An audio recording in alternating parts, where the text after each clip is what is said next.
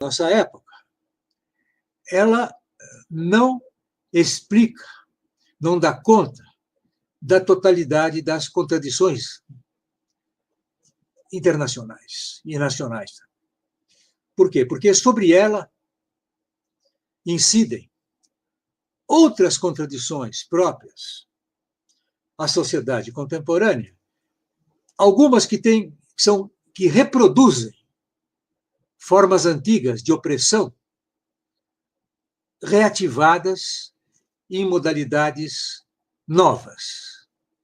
E sobre essas é importante assinalar que duas delas foram, ou receberam, melhor dizendo, receberam um estatuto teórico há um século atrás, ou há um pouco mais de um século atrás, 110 anos atrás, 105, até para ser bem exato, quando Lenin publicou Imperialismo, Estágio Supremo do Capitalismo, em que ele sintetizou toda uma evolução do pensamento revolucionário marxista para compreender as contradições novas geradas pela concentração monopolista da produção, pelo imperialismo.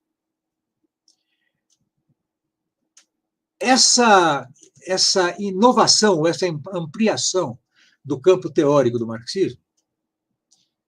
ela, ao mesmo tempo, confirmava a dinâmica fundamental, que era a acumulação capitalista e a opressão do trabalho assalariado, mas introduzia, ou melhor, introduzia não, ela punha à luz, conceptualizava as contradições que acompanhavam e que atualizavam o capitalismo. Isso é, a tal ponto, isso foi uma novidade naquela época, que do vocabulário de Marx e de Engels não faziam parte nem o termo imperialismo, nem o termo capitalismo. Perdão, desculpe, nem o termo colonialismo. Nem imperialismo, nem colonialismo. Imperialismo, então, foi introduzido no debate teórico desde o início do século XX, já numa situação em que se acumulavam, a despeito de haver uma expectativa forte do movimento operário social-democrata europeu de evitar a guerra, se acumulavam as nuvens da guerra. Mas o fato mais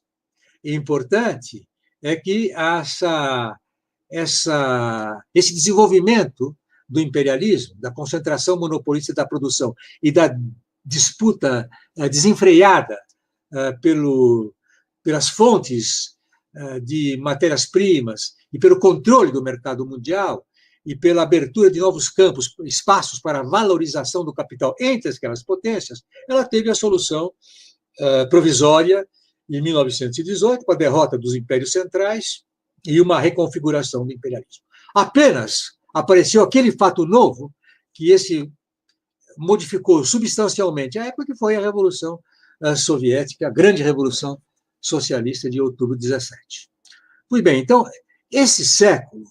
XX, marcado, de um lado, pelo amadurecimento do imperialismo, do outro lado, pela contradição fundamental que ficou entre o imperialismo e o campo socialista e a União Soviética, e o campo socialista mais tarde, ela modificou o panorama, ou melhor, modificou a relação de forças internacional, de tal maneira que Lenin, já nos seus últimos anos, dizia que a contradição, sempre enfatizando que a mola propulsora da economia internacional era a contradição, era e continuava sendo, como segue sendo, a contradição entre o trabalho e o capital, entre a exploração capitalista da massa dos trabalhadores. Ao mesmo tempo, ele assinalou de um modo inovador que a ela se sobrepunha a contradição entre um punhado de nações ricas e a grande maioria do planeta. Isso está explícito no Lenin. Ele diz hoje a contradição principal hoje ela opõe centenas de milhões, da população mundial naquele momento era pouco mais de 1 milhão, eu creio, a imensa massa de povos oprimidos. Tanto assim que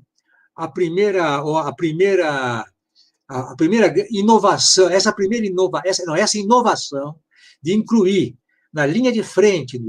da teoria revolucionária e a nova contradição suscitada pelo imperialismo entre um punhado de nações dominantes e a grande maioria da humanidade oprimida, foi modificar no sentido de ampliar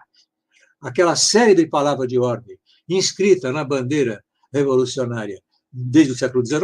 o famoso proletários do mundo inteiro univos, foi graças à União Soviética. E essa compreensão da dinâmica nova introduzida pelo imperialismo acrescentou-se proletários, a Internacional Comunista acrescentou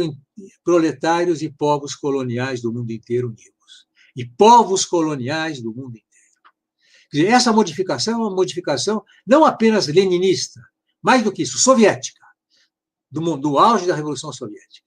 E, digamos o que dissermos, e esse foi o ensinamento constante do pensamento do Lusturdo, e seguramente ele aparece ao longo dessa coletânea organizada pelo Jones, ela certamente aparece, ou melhor, ela mesmo atravessa como um tema fortíssimo, a concepção de que, na linha de frente do combate revolucionário, está a luta dos povos, nações oprimidas,